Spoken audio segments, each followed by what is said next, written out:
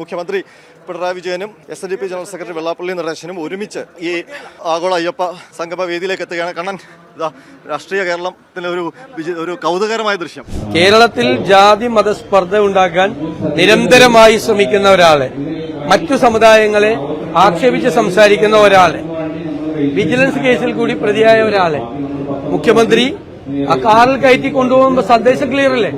വാക്കുപുഴയോ നാക്കുപുഴയോ അല്ലാതെ എല്ലാ വേദികളിലും വ്യവസ്ഥാപിതമായി പറയണമെന്ന് ഉറപ്പിച്ച് പരമത വിദ്വേഷം, ന്യൂനപക്ഷ വിരുദ്ധത, മുസ്ലിം ക്രൈസ്തവ വെറുപ്പ് നിരന്തരം പറയുന്ന ഒരാളെ സ്റ്റേറ്റ് 1-ാം നമ്പർ കാറിൽ മുഖ്യമന്ത്രിയുടെ വാഹനത്തിൽ കൊണ്ടുവന്ന വേദിയിലേക്ക് കൈപിടിച്ചാനയിക്കൽ ഒരു മതേതര നാടിന്റെ മുഖ്യമന്ത്രിക്ക് ചേർന്ന പണിയല്ല.